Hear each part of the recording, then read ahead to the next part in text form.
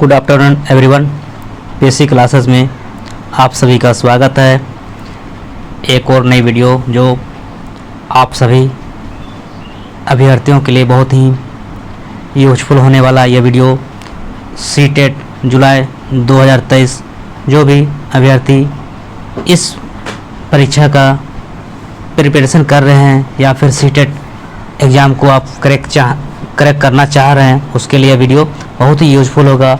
CTET का जो paper 1 है, आपका पेपर 1 का जो सेक्शन 2 में जो आपका इंग्लिश लैंग्वेज जो आपका है, लैंग्वेज पेपर में आपका 2 होता है, एक हिंदी होता है, एक इंग्लिश होता है। तो जो आपका लैंग्वेज 2 जो है इंग्लिश का आज इस वीडियो में देखने वाले हैं जो पेपर 1 के लिए है, और आपका 1 to 5 के लिए जो पेपर 1 होता है, ऐसे सभी में होता है। पेपर 1 पेपर 2 सभी में यह कॉमन है। देखिए सीडीपी हिंदी और इंग्लिश यह तो तीनों में क्या होता है, दोनों में कॉमन होता है। पेपर 1 पेपर 2 में क्या है, कॉमन ही होता है। सीडीपी इंग्लिश 1 हिंदी 1 या फिर इंग्लिश जो आपका लैंग्वेज पेपर दोनों कॉमन होता है, इसलिए कोई दिक्कत नहीं। इस दोनों के लिए यह वीडियो यूजफुल होगा। तो ये आपका प्रीवियस ईयर क्वेश्चन पेपर से लिया गया है जो आपका PYQ है, जो 2022 का आपका पूछा गया प्रश्न है। 28/12/2022 का जो एग्ज़ाम हुआ था सीटेट का पेपर 1 के लिए। तो पेपर 1 के लिए यह जो एग्ज़ाम हुआ था इसी में यह क्वेश्चन पूछा गया है। तो यह प्रीवियस ईयर से ही लिया गया है, PYQ है। और सभी वीडियो जितना भी है सभी क्या है प्रीवियस ईयर को ही ध्यान में रख के इस चैनल पर अपलोड करते हैं, क्योंकि प्रीवियस ईयर क्वेश्चन ही आपके लिए इम्पोर्टेंस है। क्योंकि प्रीवियस ईयर क्वेश्चन आप कर लेते हैं तो फिर आपको सीटेट एग्ज़ाम को पास करने से कोई भी रोक नहीं सकता है, क्योंकि प्रीवियस ईयर आप बहुत ज़्यादा प्रैक्टिस कीजिए। और यह प्रैक्टिस ही है जो आपको करा रहे हैं प्रीवियस ईयर, जो बहुत ही यूजफुल होगा। चलिए स्टार्ट करते हैं आज का वीडियो। और आप सभी जानते हैं कि 121 से जो 129 तक ये आपका पैसेज है, और आपका 120 से लेकर के 150 तक आपका इंग्लिश का क्वेश्चन रहता है सीटेट में जो पेपर 1 के लिए होता है। तो आपका जो लैंग्वेज 2 में आप जो इंग्लिश भरे हैं जो भी, तो इसके लिए वीडियो बहुत ही यूजफुल होगा। तो आप सभी देख पा रहे हैं कि आपका यह इंग्लिश का यह सेट है जो आपका 121 क्वेश्चन में डायरेक्शन आपका है 121 से लेकर के 129 तक। आपका जो आपका ये जो आपका 121 से 119 तक जो आपका क्वेश्चन है, वो आपका एक पैसेज दिया रहता है। और उस पैसेज को पढ़ने के बाद आपको उसका आंसर करना होता है। तो आप देख पा रहे हैं कि 121 से 119 तक 21, 22, 23, 24, 25, 26, 27, 28, 29 मतलब 9 क्वेश्चन। 21, 22, 23, 24, 21, 22, 23, 24, 25, 26, 27, 28, 29। तो यह जो है आपका जो लैंग्वेज 2 में जो आपका इंग्लिश का जो सेक्शन होता है पेपर 2 या 1 जो भी है, तो इसमें आपका 121 से लेकर के 129 तक आपका ये क्या है पैसेज है, जो कि आपका 9 क्वेश्चन आपका उस पैसेज को पढ़ने से आपका 9 मार्क्स आपको आ जाएगा। आप गेन कर लेंगे बहुत ही इजी वे से, क्योंकि आपका एक पैसेज पढ़ने पर आपको 9 क्वेश्चन आपको इससे आपका हो जाएगा। तो अब पैसेज को देखते हैं क्या इसका डायरेक्शन है। Read the passage given below and answer the questions by selecting the correct oblique most appropriate option. तो आपको बता रहा है कि ये जो नीचे जो गिवन पैसेज है उसको आप पढ़िए केयरफुली, ध्यानपूर्वक पढ़िए, और जो उपयुक्त जो आंसर होगा उसको आप इसको सही करने का ये करेंगे तो आपको। तो चलिए देखते हैं पैसेज क्या है। आपका पैसेज आपका ये जो पैसेज को पढ़ के आप आंसर करेंगे तो आपको कितना नंबर मिलेगा, 9 मार्क्स आपको इस पैसेज से आपको आ जाएगा। चलिए तो पैसेज आपका है, देखते हैं। Ruskin bond the famous Anglo Indian writer worked for a while in a photo studio in England while trying to find a publisher for his works. Once he started earning money from his writing, he moved back to India and settled in Dehradun. यह बोल रहा है, passage बोल रहा है कि Ruskin bond जो है वो क्या था, एक फेमस एंग्लो इंडियन कवि था, राइटर था, लेखक था, और वह क्या करता work for a while in a photo studio, और वह क्या करता इंग्लैंड में फोटो स्टूडियो में वह काम करता था, वाइल ट्राइंग टू फाइंड, और वह क्या करता कोशिश करता था कि क्या करने के लिए पब्लिशर फॉर हिज वर्क, और अपने काम करते करते वो एक पब्लिशर बनने का वो कोशिश कर रहा था। वंस ही स्टार्टेड, वो एक बार वो स्टार्ट किया अर्निंग मनी, पैसा कमाना, और क्या करता हिज राइटर, और उसने लिखना शुरू कर दिया। पैसा कमाने के बाद वो क्या किया, वो लिखना शुरू कर दिया। He moved back to India and settle in Dehradun. उसके बाद क्या किया, वो पैसे कमाने के बाद वो अपना राइटिंग लिखना, जो राइटर का जो काम होता है वो राइटिंग वो शुरू कर दिया। उसके बाद वो फिर से वो वापस आ गया इंडिया जो, और आकर के इंडिया में सेटल हो गया। कहाँ पर, देहरादून में। चलिए आगे का स्ट्रेंजा को देखते हैं। He spend the next few years earning his living as a freelance writers, penning short stories and poems for newspaper and magazines. In 1963, he went to live in Missouri, where he furthered his writing career. तो वो जो है वो उसने बिताने लगा, जो next कुछ ईयर जो बीतने के बाद जो क्या क्या वो earning his living as a freelance writer, और उसके बाद कुछ दिन बिताने के बाद, वो कुछ साल बिताने के बाद वो जो है वो फाइनली वो राइटर से वो राइटिंग जो करता था, जो लेखक का जो काम करने लगा, उससे वो कुछ पैसा वो अर्न करने लगा, कमाने लगा। पेनिंग शॉर्ट स्टोरी, और छोटा छोटा शॉर्ट स्टोरी भी लिखने लगा, पोएम्स कविता लिखने लगा, और न्यूज़पेपर भी वो क्या करने लगा, न्यूज़पेपर अखबार लिखने लगा, मैगजीन्स वगैरह वो लिखने लगा। 1963 he went to live in Mussoorie, और वह क्या 1963 में कहाँ गया, मसूरी गया। Where he further his writing career, और अपना जो करियर का जो राइटिंग का जो करियर था वो उसको आगे वो बढ़ाया मसूरी जाने के बाद। चलिए अब आगे देखते हैं आगे क्या है। पैसेज को और पढ़ना है, पूरा पैसेज को पढ़ने के बाद आपको इसका क्वेश्चन आंसर करना होता है। इससे आपको 9 मार्क्स आपको इजी वे से आपका मिल जाएगा। पैसेज को आप पढ़ लेंगे या फिर ध्यान से वीडियो को देखेंगे तो समझ में आपको आ जाएगा। और सभी क्वेश्चन प्रीवियस ईयर से ही लिया गया, आप सभी जान रहे, ओरिजिनल सीटेट का क्वेश्चन पेपर है। अब देखिए नेक्स्ट क्या है, why this time he was a popular writer and his essays and articles were published in numerous magazines and newspapers such as the Pioneer, the Leader, the Tribune and the Telegraph. He also edited a magazines for 5 years. वो जो है by this time, वो जो है आपका इस समय जो हुआ क्या करता है, ही वॉज पॉपुलर राइटर। इस समय वो क्या हो गया, बहुत ही प्रसिद्ध लेखक बन गया, बहुत ही प्रसिद्ध लेखक बन गया। एंड हिज ऐसे, और वो जो अपना जो ऐसे होता था, लेख का जो बुक वगैरह होता है वो पब्लिश करने लगा। एंड आर्टिकल्स, जो आर्टिकल्स भी वो लिखने लगा। वेर पब्लिश, और बहुत सारा पब्लिश कर दिया, और न्यूज़ बहुत सारे मैगजीन को वो पब्लिश कर दिया, न्यूज़पेपर को पब्लिश कर दिया। इस तरह से इसका जो मैगजीन्स है, द पोइनियर, द लीडर और द ट्रिब्यून, ये सब मैगजीन्स न्यूज़पेपर को क्या क्या वो पब्लिश कर दिया, और वो बहुत ही पॉपुलर राइटर बन गया। एंड द टेलीग्राफ भी क्या है वो को भी वो पब्लिश किया, किसके द्वारा, यह रस्किन बॉन्ड जो ऑथर था। He also edited a magazine for 5 years, और वह क्या करता था, मैगजीन्स को वो 4 सालों से क्या करता, वो एडिटिंग कर रहा था। इसके बाद इन 1980 की बात है, 1980 में one of his most popular novels the blue umbrella was published. 1980 में जो है वो एक बहुत ही मोस्ट पॉपुलर नॉवेल्स, जो बहुत ही प्रसिद्ध जो है वो पॉपुलर उपन्यास है, जिसका नाम है द ब्लू अम्ब्रेला, उसको क्या किया, वो पब्लिश किया, वो प्रकाशित किया।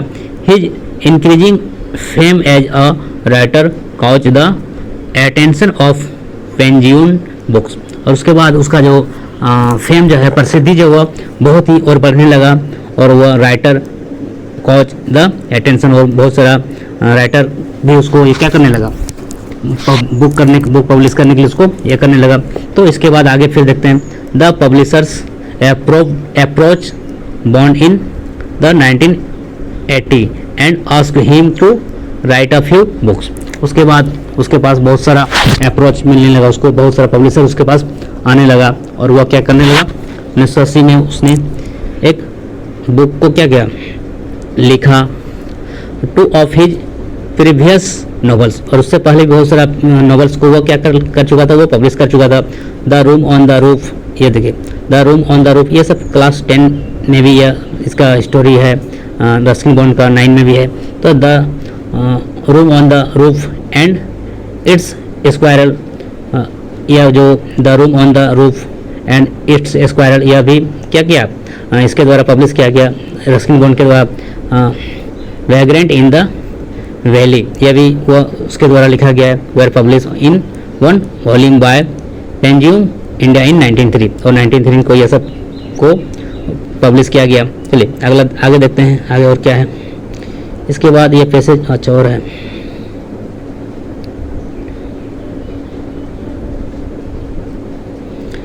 Over the ensuing years several of his work including a collection of his non-fiction writings, the best of Ruskin Bond, and collections of short stories, The Night Train at Devli, Time Stops at Samli, Our Trees Still Grow in Dehra, were published.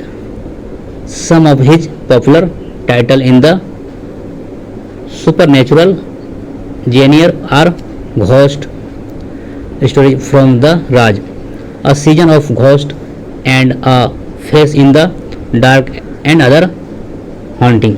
तो ये जो बहुत सालों के बाद वह बहुत सारे काम को उसने और भी शामिल कर लिया, इंक्लूड कर लिया, कलेक्शन किया बहुत सारा चीज़ को, और हिज नॉन फिक्शन, और बहुत बिना कुछ रुकावट के वो लिखते रहा। The best of Ruskin bond, जो उसका कलेक्शन जो था शॉर्ट स्टोरी बहुत सारा, और इसी में the night train at Deoli, ये सब शॉर्ट स्टोरी है। टाइम स्टॉप्स एट शामली, और our trees still ghost in Dehra, ये सब शॉर्ट स्टोरी है। उसको ये भी उसको भी पब्लिश किया गया था। और इस तरह से सम ऑफ हिज पॉपुलर, और बहुत सारा टाइटल उसका है जो सुपर नेचुरल है, जो आपका घोस्ट वगैरह स्टोरीज, बहुत सारा स्टोरीज को उसने क्या पब्लिश किया। और इस तरह का फिर आपका घोस्ट है शॉर्ट स्टोरीज में, फिर आपका अ face in the dark and other haunting, इस तरह का बहुत सारा शॉर्ट स्टोरीज को पब्लिश किया गया रस्किन बॉन्ड के द्वारा। फिर आगे है Ruskin Bond has experimented with different genre include in fiction, ऐसे बहुत सारा जो सुप्रीम क्या है एक्सपेरिमेंटेड किया अलग अलग जेनियर इंक्लूड में फिक्शन में, और ऐसे ऑटोबायोग्राफिकल ये सब भी उसने लिखा। Non fiction, romance and books for children, बच्चों के लिए जो रोमांस का बुक भी उसने लिखा। He has authored over 500 short story, और वह क्या किया 500 से अधिक जो है शॉर्ट स्टोरीज को उसने लिखा। ऐसे एंड नॉवेल्स, ऐसे लेख और ये सब उपन्यास वगैरह भी उसने बहुत सारा लिखा। More than 50 books of children, बच्चों के लिए जो है 50 से अधिक बुक को वो पब्लिश कर चुका है। फिर एंड 2 वॉल्यूम्स, और बहुत सारा 2 वॉल्यूम्स में वॉल्यूम 2 इस तरह का भी वो क्या पब्लिश किया गया रस्किन बॉन्ड के द्वारा। ऑफ ऑटोबायोग्राफी भी बहुत सारा वो ये किया है। Scenes from a writer's life and the lamp is light lit, इस तरह से ये आपका पैसेज था जो आपका रस्किन बॉन्ड के द्वारा, इसके द्वारा वो पैसेज है रिलेटेड हुआ, रस्किन बॉन्ड से ही रिलेटेड था। अब इसका क्वेश्चन देखते हैं। क्वेश्चन आपका क्या है, फर्स्ट क्वेश्चन आपका 121 आपका है the paragraph express the fact that, ये जो पैराग्राफ आप देखें पैसेज वो क्या एक्सप्रेस कर रहा है, यह जो पैराग्राफ वो क्या एक्सप्रेस कर रहा है। तो ये आपका फर्स्ट ऑप्शन है moving to UK was a profitable decision for Bond, या फिर दूसरा returning to India from the UK was a profitable decision for Bond, या फिर spending money in UK was not difficult for Bond, या फिर moving to Dehradun turn out to be disastrous for Bond. तो इसका जो आंसर होगा आपका option number क्या हो जाएगा, बी हो जाएगा आपका ऑप्शन नंबर बी इसका करेक्ट हो जाएगा। Returning to India from the UK was a profitable decision for one. तो वो जो इंडिया जो वापस आया, जो देहरादून जो आपका इंडिया में जो आपका यूके से यूनाइटेड किंगडम से वो क्या हुआ, रिटर्न आया, और उसके बाद उसको बहुत सारा प्रॉफिटेबल डिसीजन लिया, और ये चीज़ आपका ऑप्शन नंबर बी इसका सही हो जाएगा। चलिए अगला क्वेश्चन देखते हैं आपका 122 क्या है। In the phrase freelance writer the underline word is a an. तो ये क्या है, एडवर्ब है, नाउन है, ये एडजेक्टिव है, या फिर प्रीपोजिशन है। तो ये आपका जो क्या है, आपका एडजेक्टिव है। क्या आपका एडजेक्टिव है। ऑप्शन नंबर सी इसका करेक्ट ऑप्शन हो जाएगा, एडजेक्टिव। ये जो फ्री लाइन राइटर जो आपका, ये आपका क्या है, फ्री लाइन आपका, ये जो अंडरलाइन किया हुआ वर्ड है, ये क्या है, एक एडजेक्टिव। ऑप्शन नंबर क्या है, 6 है। जो एडजेक्टिव इसको बोलते हैं, जो नाउन और प्रोनाउन का जो विशेषता बताता है, जो आपका यानी नाउन और प्रोनाउन को जो स्पेसिफाई करता है, उसको एडजेक्टिव बोलते हैं। तो ऑप्शन नंबर सी इसका करेक्ट हो जाएगा, फ्रीलांस क्या है, एडजेक्टिव है। नेक्स्ट क्वेश्चन को देखते हैं आपका 123 क्या है आपका। The phrase couch the attention of in this contest means, ये जो फ्रेज आपका है, couch the attention of in this contest, तो इसका मीनिंग क्या है, तो इसका मीनिंग क्या है आपका, देखिए, the publishers were impressed by Ruskin's popularity as a writer and his writing style. तो आपका ऑप्शन नंबर ए ही क्या है, उसका करेक्ट हो जाएगा। ऑप्शन नंबर ए इसका क्या हो जाएगा, करेक्ट हो जाएगा। The phrase couch the attention of in this contest, तो इसका मीनिंग क्या है, इसका अर्थ क्या है, तो इसका मीनिंग है the publishers were impressed by Ruskin's popularity as a writer and his writing styles. Option number इसका करेक्ट हो जाएगा, यह इसका मीनिंग होता है। चलिए फ्रेज का अब नेक्स्ट क्वेश्चन को देखते हैं आपका 124 क्या है आपका। The fact that Ruskin Bond has been a versatile writer is evident from the, तो ये क्या होगा, number of publishers who were interested in publishing his books, या फिर नेक्स्ट ऑप्शन आपका है variety of themes on which he has written his books, या फिर नेक्स्ट जो ऑप्शन है variety of places described in his books, या फिर आपका है richness of the language he has used in his books. तो यह आपका इसका सही ऑप्शन क्या हो जाएगा, तो राइट ऑप्शन इसका हो जाएगा 124 का ऑप्शन नंबर बी इसका करेक्ट हो जाएगा। क्या हो जाएगा option number B, variety of themes on which he has written his book, ये आपका ऑप्शन नंबर बी इसका क्या हो जाएगा, करेक्ट हो जाएगा। जो आपका जो क्वेश्चन आपका है, the fact that Ruskin Bond has been a versatile writer is evident from the, तो क्या हो जाएगा, variety of themes on which he has written his books. Option number B इसका करेक्ट हो जाएगा। चलिए नेक्स्ट क्वेश्चन देखते हैं आपका 125 क्वेश्चन क्या है। Apart from writing Ruskin spend 4 years as an, तो यह आपका क्या है, शॉपकीपर इन द यूके, या फिर राइटर इन देहरादून, या फिर पेंटर इन मसूरी, या फिर एडिटर ऑफ अ मैगजीन। तो यह जो 4 years तक वो रस्किन बॉन्ड जो अपना टाइम को स्पेंड किया, तो वो किस चीज़ में स्पेंड किया, तो इसका जो सही आंसर हो जाएगा आपका राइट ऑप्शन हो जाएगा ऑप्शन नंबर डी। क्या हो जाएगा ऑप्शन नंबर डी। आप पैसेज को पढ़िएगा केयरफुली, यहाँ पे सब लिखा हुआ है, रीड कीजिएगा पैसेज को, वहाँ पे आपका लिखा हुआ वो जो है एडिटर ऑफ अ मैगजीन। 4 साल तक क्या वो मैगजीन का एडिटेड किया था, तो वो 4 साल 4 year तक वो एडिटिंग का काम किया था मैगजीन का। तो ऑप्शन नंबर डी इसका करेक्ट हो जाएगा, 125 का हो जाएगा डी। चलिए नेक्स्ट क्वेश्चन आपका है ऑटोबायोग्राफिकल मीन्स। ऑटोबायोग्राफिकल का मीनिंग क्या होता है, ऑटोबायोग्राफिकल का अर्थ क्या होता है, चलिए इसका मीनिंग क्या होता है। तो writing about someone's else life, या फिर राइटिंग अबाउट समवन फेमस, या फिर writing about one's own life, या फिर राइटिंग अबाउट वंस फैमिली। तो इसका जो मीनिंग होता है आपका ऑटोबायोग्राफिकल का, इसका मीनिंग होता है आपका ऑप्शन नंबर सी हो जाएगा सही। क्या हो जाएगा ऑप्शन नंबर सी इसका राइट हो जाएगा, writing about one's own life. जो किसी के बारे में, जो अपने लाइफ के बारे में जो कुछ लिखता है वो क्या होता है, वो ऑटोबायोग्राफिकल होता है। तो ऑटोबायोग्राफिकल का मीनिंग क्या होता है, वो writing about one's own life, अपने जीवन के बारे में कुछ लिखना ही क्या होता है, ऑटोबायोग्राफिकल होता है। चलिए ऑप्शन नंबर सी इसका करेक्ट हो जाएगा। चलिए अब नेक्स्ट क्वेश्चन को देखते हैं 127 नंबर क्वेश्चन आपका है,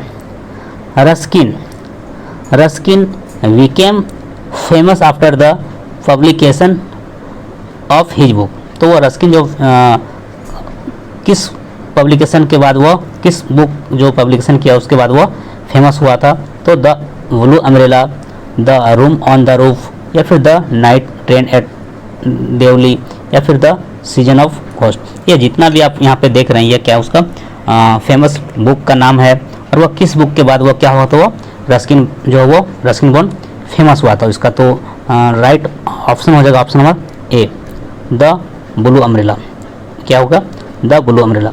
द ब्लू अम्ब्रेला को पब्लिश करने के बाद वो क्या हुआ, वो फेमस हो गया था। चलिए ऑप्शन नंबर ए इसका करेक्ट हो जाएगा, द ब्लू अम्ब्रेला। ये बाकी ये भी क्या है, the room on the roof, the night train at Deoli, the season of ghost, ये सभी क्या है वो उसके बुक का ही नाम है, लेकिन वो द ब्लू अम्ब्रेला पब्लिश करने के बाद वो क्या हो गया था, वो फेमस हो गया था। चलिए अब नेक्स्ट क्वेश्चन आपका है 128 नंबर क्वेश्चन।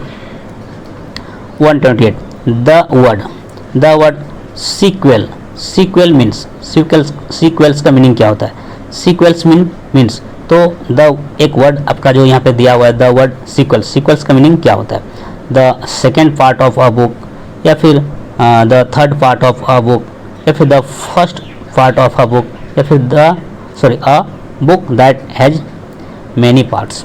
तो सीक्वल का मतलब क्या होता है, सीक्वल का मीनिंग होता है कि second part of a book. Option number A इसका करेक्ट हो जाएगा। क्या हो जाएगा, सीक्वल का मतलब होता है the second parts of a book. जो बुक का जो सेकेंड पार्ट होता है उसको बोलते हैं सीक्वल। क्या होता है, सीक्वल। सीक्वल का मीनिंग क्या होता है, the second part of a book. जो बुक का जो सेकेंड पार्ट होता है उसको सीक्वल बोलते हैं। चलिए सीक्वल, तो ऑप्शन नंबर ए उसका करेक्ट हो जाएगा। चलिए नेक्स्ट क्वेश्चन जो आपका 129 number question, a word in the passage that means following as used in this passage is. तो यहाँ पर आपका एक वर्ड है पैसेज में, फॉलोइंग क्या है, फॉलोइंग एज यूज, फॉलोइंग जो यूज हुआ है पैसेज में, तो इन दिस पैसेज, तो यह इसका मीनिंग क्या है, इसका मीनिंग क्या है, पैसेज में जो फॉलोइंग का यूज हुआ है वो फॉलोइंग का मतलब क्या होता है, तो इंक्रीजिंग, इंस्यूइंग, या फिर इंक्लूडिंग, या फिर हॉन्टिंग। तो फॉलोइंग का जो मतलब होता है आपका ऑप्शन नंबर बी हो जाएगा, इंस्यूइंग। क्या हो जाएगा, फॉलोइंग का मीनिंग होता है इंस्यूइंग। ऑप्शन नंबर बी इसका करेक्ट हो जाएगा। फॉलोइंग का मतलब क्या होता है, इंस्यूइंग। चलिए अगला प्रश्न को देखते हैं। नेक्स्ट क्वेश्चन आपका है अब क्वेश्चन नंबर 130। अब यहाँ से आपका जो आपका 9 क्वेश्चन आपका तो इस पैसेज से हो गया। अब नेक्स्ट पैसेज फिर आपका है, देखते हैं। तो इंग्लिश भी बहुत आसान है, इजी है, आप अच्छा से केयरफुली रीड करेंगे पैसेज को तो 9 क्वेश्चन तो आपका फर्स्ट पैसेज से आ जाएगा। फिर आपके बाद यहाँ से भी 130 से लेकर के 135 तक, तो कितना हो जाएगा, तो 6 क्वेश्चन तो फिर यहाँ पर भी आ जाएगा। इस तरह से 15 क्वेश्चन तो आपका क्या हो जाएगा, 2 पैसेज से आ जाएगा इंग्लिश में। जैसे आपका वहाँ पर भी आपका तब क्या था, हिंदी पैसेज में भी आपका क्या था, एक पैसेज से 8 नंबर और दूसरा पैसेज से 7 नंबर, 8 7 15। यहाँ पर भी 2 पैसेज है, एक पैसेज से 9 और दूसरा पैसेज से 6। तो इस तरह से आपका 15 नंबर आपका पैसेज से मिल जाएगा इंग्लिश में, और आपका 15 नंबर तो आपका पेडागोजी जो रहता है आपका, पेडागोजी एंड टीचिंग, या फिर आपका, तो आपका 15 15 30 नंबर, 15 नंबर पैसेज से और 15 नंबर पेडागोजी से। तो बहुत ही आसान है, तो देखते हैं। चलिए ये इस पैसेज को भी पढ़ेंगे। इसके बाद आपका ये जो आपका पैसेज है, अब नेक्स्ट पैसेज आपका फर्स्ट पैसेज से 9 क्वेश्चन था, आपका सेकंड पैसेज आपका 6। इस तरह से आपका दोनों पैसेज मिलके आपका 15 मार्क्स आपको आ जाएगा। अब इजी वे से आप गेन कर लेंगे। चलिए 130 to 135 आपका जो डायरेक्शन है आपका, read the poem given below and answer the questions by selecting the correct and most appropriate option. तो आपका एक पैसेज पोएम दिया रहेगा, पोएम को पढ़ करके आपको जो सिलेक्टिंग करना है करेक्ट या फिर मोस्ट एप्रोप्रिएट ऑप्शन है उसको आपको चुनना है। चलिए तो देखते हैं, ये आपका पोएम को पहले पढ़ेंगे, उसके बाद फिर पढ़ के उसका क्वेश्चन आंसर करने का कोशिश करेंगे। चलिए अब पोएम आपका है, आपका ये जो पोएम आपका है, यहाँ से आपका 6 क्वेश्चन आपको यहाँ से राइज क्या करता है, इससे आपको देखिए, rise brothers rise the wakening skies pray to the morning light.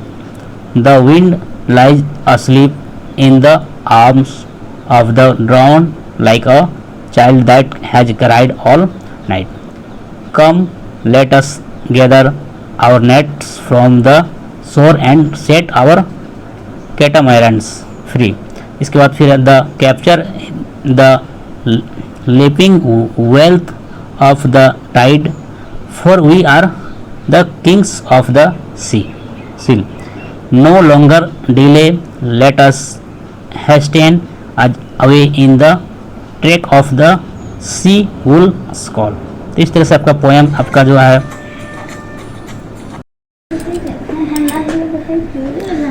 The sea is our mother, the cloud is our brother, the waves are our comrades all.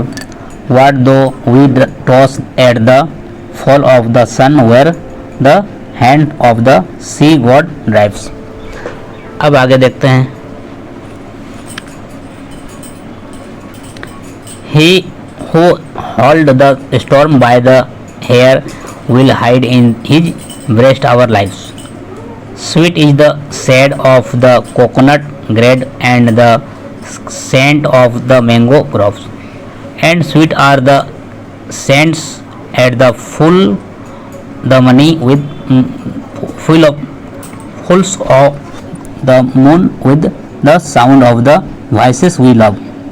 But sweeter, O brothers, the kiss of the spray and the dance of the wild foam glee.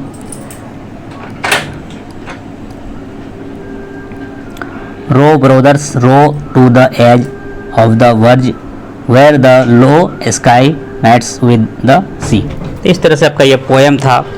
Poem को आप carefully read कीजिएगा. उसके बाद poem को पढ़ने के बाद आपका इसका जो क्वेश्चन आंसर होता है उसको आप करने का प्रयास करेंगे. बहुत ज़्यादा दिक्कत नहीं है. आप नहीं भी समझ पा रहे हैं पोएम तो कोई दिक्कत नहीं. 6 क्वेश्चन इससे रहता है. आप 1-2 क्वेश्चन तो ऐसे ही आपको इधर उधर से आपका ऊपर नीचे से पोएम को देखिएगा तो वो समझ में आ जाएगा. मीनिंग समझना कोई ज़रूरी नहीं है. आपका आप प्रैक्टिस करेंगे तो आपका सब सही हो जाएगा. चलिए देखते हैं 130 नंबर का क्वेश्चन क्या है. The wind lies asleep in the arm of the drawn suggested that. तो इसका क्या हो जाएगा. इसका जो राइट ऑप्शन हो जाएगा 130 का. इसका जो आंसर हो जाएगा ऑप्शन नंबर सी हो जाएगा. इट इज़ अ काम मॉर्निंग. क्या है. इट इज़ अ काम morning. The wind lies asleep in the arm of the dawn suggest that. तो क्या हो जाएगा. इट इज अ काम मॉर्निंग. यानी हवा जो आपका शांत या फिर वह कब रहता है. मॉर्निंग के समय. क्या रहता है. मॉर्निंग के समय. ऑप्शन नंबर सी इसका करेक्ट हो जाएगा. नेक्स्ट क्वेश्चन आपका 131. The leaping wealth of the tides refers to. तो इसका आंसर क्या हो जाएगा. The sea plants, the sea animals, the pearls in the oyster या फिर द फिशेस. तो इसका 131 का आंसर हो जाएगा option number D the fishes. क्या हो जाएगा. The fishes. The leaping wealth of the tides refers to the fishes. क्या हो जाएगा. इसको रेफर कर रहा है the fishes. Option number D इसका करेक्ट हो जाएगा. चलिए अब नेक्स्ट क्वेश्चन आपका 132 नंबर क्वेश्चन आपका. The sea is our mother, the clouds is our brother, the waves our comrades refers to. ये इसका जो राइट ऑप्शन क्या हो जाएगा आपका 132 का. 132 का ऑप्शन नंबर बी हो जाएगा. इसका करेक्ट आंसर हो जाएगा option number B. The close connect between the fisherman and the forces of nature. तो ये जो आपका क्वेश्चन है 132. The sea is our mother, the clouds is our brother, the waves are our comrades, refer to the close close connect between the fisherman and forces of nature. ये आपका option number B इसका correct हो जाएगा 132 का. चलिए अब next question देखते हैं आपका 133 नंबर क्वेश्चन क्या कर रहा है. he who holds the storm by hair is an example of. He who holds the storm by hair is an example of, तो किसका एग्जाम्पल है, सिमाइल या फिर पर्सनलिफिकेशन, मेटाफोर या फिर हाइपरबोल। तो इसका जो आंसर हो जाएगा ऑप्शन नंबर बी हो जाएगा personification. Personification option number B इसका करेक्ट हो जाएगा। He who holds the storm by hair is an example of personification, option number B इसका करेक्ट हो जाएगा। नेक्स्ट क्वेश्चन आपका है 134, the last stanza lines 9 to 12, ये जो लास्ट स्टेंजा है 9 to 12 is a description of the seaside at, क्या होगा, डाउन, डस्क, आफ्टरनून या फिर night.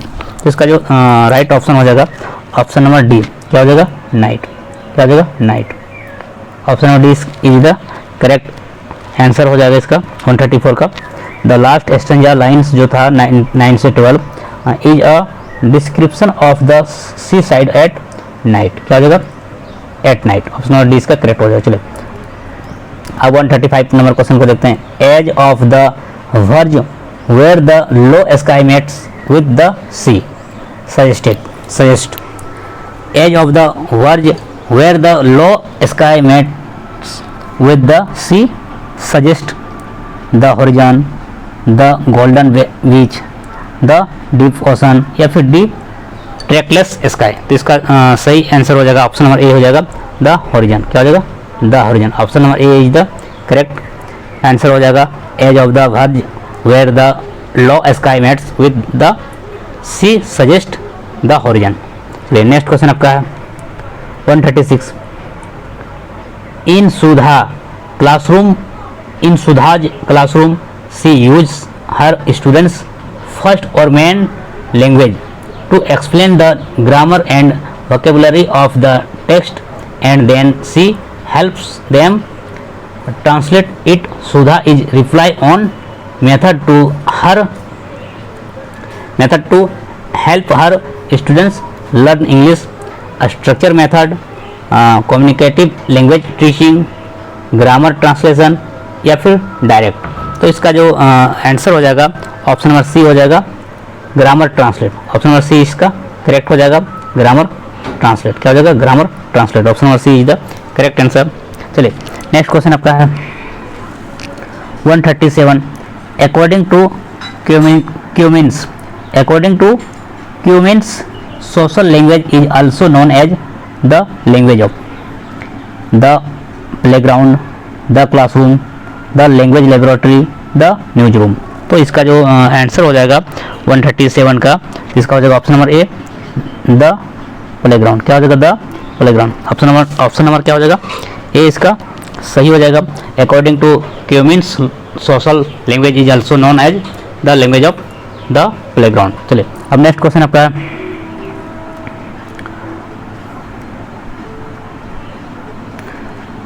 phonemic awareness is the understanding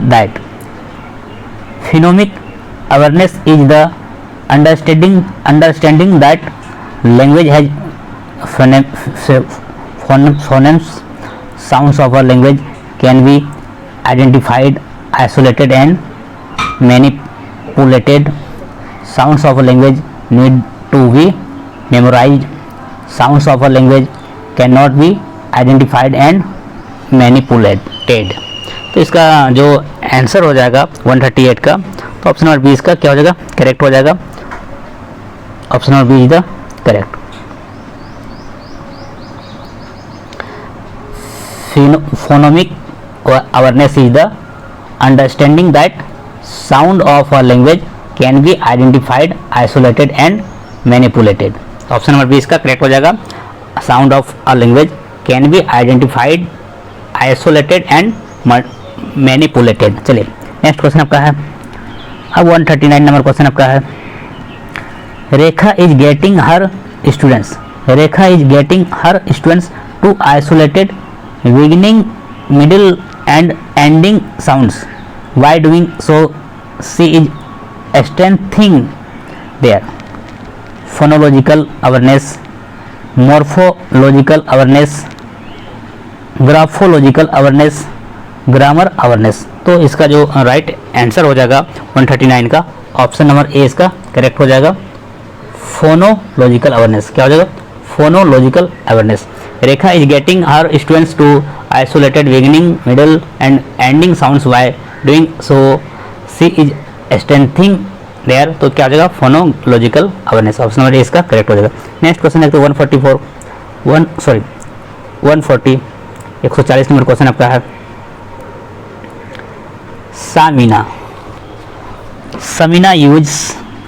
Samina use a lot of visualization while reading with her students.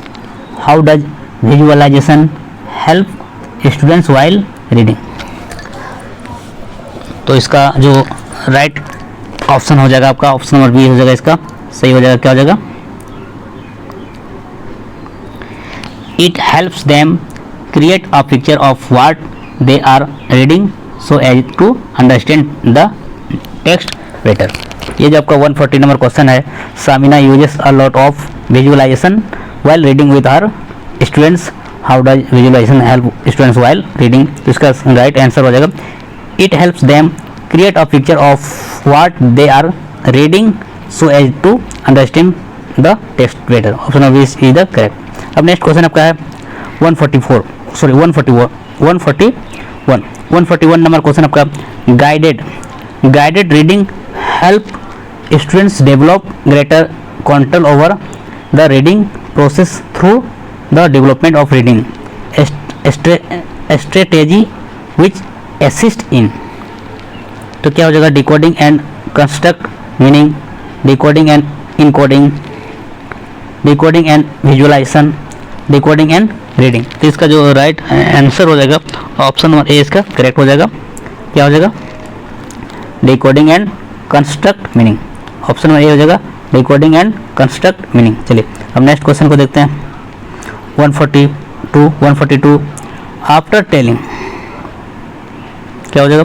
After telling her students a story Rosie gives them flash card she wants them to arrange the flash cards in the sequence of the story. What skill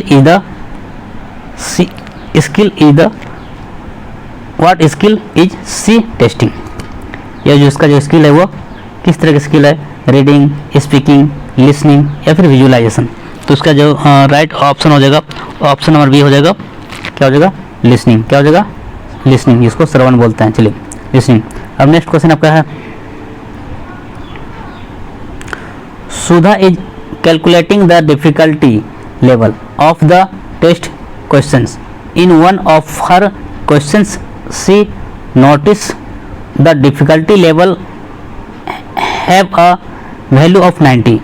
What should Sudha do to item? क्या हो जाएगा आपका? The item should the kept in the test. The item should be discarded from the test. The item is moderately difficult for the test या the item is a good question for the test. तो इसका जो right option हो जाएगा आपका option number B हो जाएगा। Option number B हो जाएगा the item should be discarded from the test. क्या हो जाएगा? The item should be discarded from the test. Option number B is the correct answer. अब नेक्स्ट क्वेश्चन आपका है 144 The concept of WICS. The concept of WICS Basic International Communication Skills was given by. जो WICS है जिसका full form आपका है basic interpersonal communication skills. इसका WICS का फुल फॉर्म होता है basic interpersonal communication skills was given by। किसके द्वारा दिया गया? स्टीफन क्रेसन, BF स्किनर या लेव वाइगोट्स्की या फिर जिम क्यूमिन्स। तो इसका आंसर हो जाएगा 144 का क्या हो जाएगा? डी। क्या हो जाएगा? Jims Cummins. ये जो आपका जिम्स क्यूमिन्स के द्वारा यह कॉन्सेप्ट दिया गया है। विक्स का जो कॉन्सेप्ट है बेसिक इंटरपर्सनल कम्युनिकेशन स्किल्स का जो कॉन्सेप्ट दिया गया है वो जिम क्यूमिन्स के द्वारा। चलिए अब नेक्स्ट क्वेश्चन आपका है 145। Gurjeet wants to teach her students social skills and social language, which strategy would best suit her. तो ड्रामा, प्लेज, रोल प्लेज या फिर डिबेट्स। तो इसका जो राइट आंसर हो जाएगा ऑप्शन नंबर सी, क्या हो जाएगा, रोल प्ले। क्या हो जाएगा, रोल प्ले। क्या हो जाएगा, role play. Gurjeet wants to teach her students social skill and social language, which strategy would best suit her. तो क्या हो जाएगा, रोल प्ले। क्या हो जाएगा, role play, role play. Next question आपका है 146। Silent period is critical in language learning. Silent period is critical in language learning. This statement is true, false, partially true या फिर फैक्चुअली इनकरेक्ट। तो इसका answer हो जाएगा 146 का, क्या हो जाएगा, ऑप्शन नंबर ए, ट्रू। क्या हो जाएगा, true, true. Silent period is critical in language learning, this statement is true. Option number A is the correct. Next question आपका है 147। Which of the following is true for weeks? Basic interpersonal communication skill and CAP, CLP, cognitive academic language proficiency। तो ये क्या हो जाएगा, CAP is another word for weeks। CAP is different from weeks। CAP is not related to weeks। CAP is an expansion of weeks. तो इसका जो right answer हो जाएगा ऑप्शन नंबर बी हो जाएगा सही। क्या हो जाएगा, ऑप्शन नंबर बी इसका करेक्ट हो जाएगा। काप इज डिफरेंट फ्रॉम विक्स। काप इज डिफरेंट फ्रॉम विक्स। देखिए काप का फुल फॉर्म क्या होता है, कॉग्निटिव एकेडमिक लैंग्वेज प्रोफिशिएंसी, और विक्स का फुल फॉर्म होता है बेसिक इंटरपर्सनल कम्युनिकेशन स्किल्स। चलिए नेक्स्ट क्वेश्चन आपका हो जाएगा, ये दोनों क्या अलग है, काप जो है आपका और विक्स दोनों के डिफरेंट अलग है।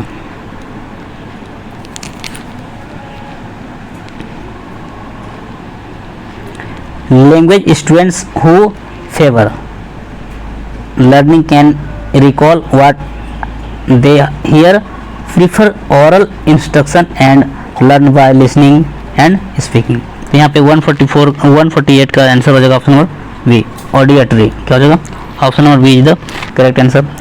Language students who favour auditory learning can recall what they hear, prefer oral instruction and learn by listening and speaking. Option number B is the correct, auditory. चलिए नेक्स्ट क्वेश्चन आपका है which